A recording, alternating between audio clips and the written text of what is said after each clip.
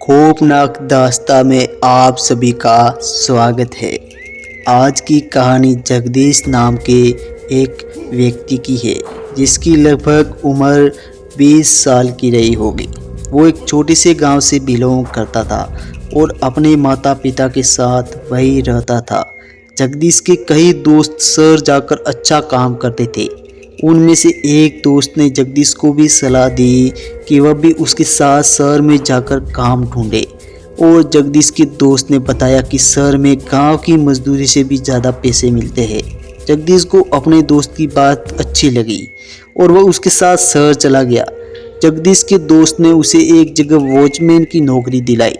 जगदीश की मुर्दा घर में नाइट शिफ्ट थी।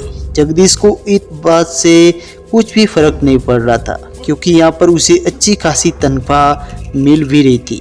बस एक चांस सा कि उसे कहीं और रात के 10 घंटे ड्यूटी करके इतनी अच्छी तनख्वाह कहीं भी नहीं मिलती। और जगदीश का काम का पहला दिन था। जगदीश की ड्यूटी रात के 9 बजे से लेकर सुबह के 7 बजे तक की थी। जगदीश ठीक 10 मिनट पहले वहाँ पहुँचा और वहाँ के मॉर्निंग शिफ्ट वाले बॉक्स में चाचा से मिला।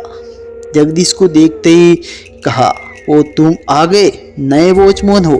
तुम्हारी उम्र बहुत कम लगती है, इतने साल के हो?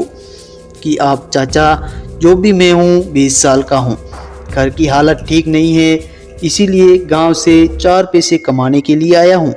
अच्छी बात है, तुम यहाँ नए हो इसलिए चेतावनी देना चाहूँगा कि तुम्हारी ड्यूटी मुर्दा घर के बाहर है, इसीलिए बाहर मत निकलना।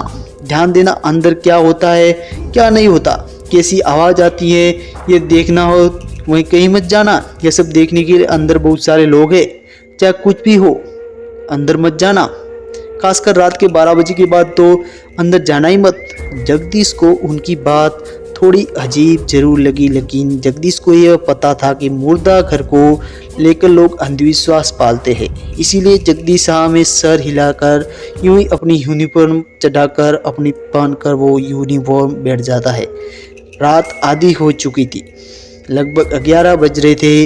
मुर्दा घर में काम करने वाले सारे कंपाउंडर और डॉक्टर्स घर जा चुके थे। तभी उसने अंदर से एक अजीब सी आवाज़ सुनी। अंदर कोई लॉक करके दरवाजे पर कुछ पटक रहा हो, ऐसी आवाज़ आ रही थी। जगदीश ने अपनी अपॉइंटमेंट वाली छड़ी उठाई और सीधा अंदर गिरा दिया। जगदीश ने सारी लाइटें जलाई और उसने अपने सामने को देखा तो वो डर गया। अंदर बड़े बड़े बॉक्सों में कई सारे लोटे थे और उनमें से लास्ट सबसे ज़्यादा वो उसे देखकर जगदीश हैरान हो गया।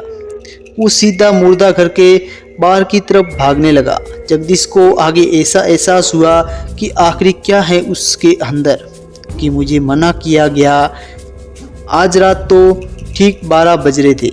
अब जगदीश को नींद भी आने लगी थी। जगदीश को अभी आंख लगी थी तभी उसने फिर से आवाज़ सुनी। इस बार जगदीश ने तय किया कि वह अंदर नहीं जाएगा बल्कि बाहर से ही अंदर जाकर देखेगा कि आखिरी माजरा क्या है। और जगदीश ने अपनी वॉइस मेल वाली खिड़की, व्रत और मुर्दा घर की खिड़कियों से अंदर झांकने लगा। कि अंदर जागते ही जगदीश ने देखा कि एक आदमी मुर्दा घर के नौकर को खोलकर उनके लोगों के साथ कुछ कर रहा है। जगदीश ने उसे देखते ही आवाज़ उठाई, और अंदर क्या कर रहे हो? कि उस आदमी ने पलट कर नहीं देखा बल्कि वह उसे अनसुना करके दूसरे लॉकर को खोलने लगा। जगदीश भागते हुए अंदर जाता है और उसने उस आदमी का कॉलर पकड़ा। तभी जगदीश ने देखा कि वह आदमी कोई और नहीं बल्कि इस सड़ी हुई लाश थी, जिसे देखकर वह उल्टियाँ कर रहा था। जब भी डर के मारे जोर से चिल्लाया, वह आदमी अजीब तरह से हंसते हुए उसकी तरफ दौड़ने लगा। जब दे अपनी जान बचाकर वह इस सर्जरी रूम से अंदर भागा और उसने उस रूम का दरवाज़ा अंदर से बंद कर लिया। जगदीश ने कांपते हुए अपनी जेब से फ़ोन निकाला और उसके दोस्त को फ़ोन किया। हेलो हेलो पागल, मुझे कुछ ना कुछ बचा लो। उसने दोस्तों से पहले तो कुछ समझ में नहीं आया, लेकिन उसने उसे शांत करते हुए उससे पूछा क्या हुआ। यह पूछा और जब जगदीश ने सारी बात बताई तो उसके दोस्त ने उसे उसी कमरे के अंदर रुककर उसका इंतजार करने को कहा। जगदीश ने फ़ोन रखा ही था कि तभी जोर से उस कमरे के दरवाज़ा खटखटाने लगा। जगदीश ने यह आवाज़ अनसुनी कर दी और उसने अपने कान बंद कर दिए। लेकिन फिर से जगदीश से धीरे से पीछे मुड़ा और उसने पीछे वही डरावना आदमी बैठा हुआ दिखाई दिया तो वह डरने लगा।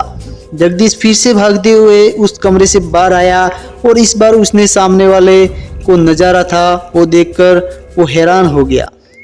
सारी डेड बॉडीज अपने लॉकर से बाहर आ चुकी थी। जगदीश ने पीछे मुड़कर भागने की कोशिश सोची, लेकिन अब इस बार वो असफल रहा। उन सब सारी चीज़ों को देखकर वो इतना डर गया कि कुछ बोल ही नहीं सकता। इसके बाद जगदीश का दोस्त वहाँ पे पहुँच जाता है और जगदीश वहीं पे बेहोश हो जाता है। उसका दोस्त जैसे तैसे कर उसे हॉस्पिटल लेके जाता है। आज के बाद जगदीश ने कभी भी मुर्दा घर में नौकरी करने का सोचा भी नहीं और वो इतना डर गया था कि उसके बाद वो गांव में ही रहने लगा। शहर की उसने कभी सोची भी नहीं।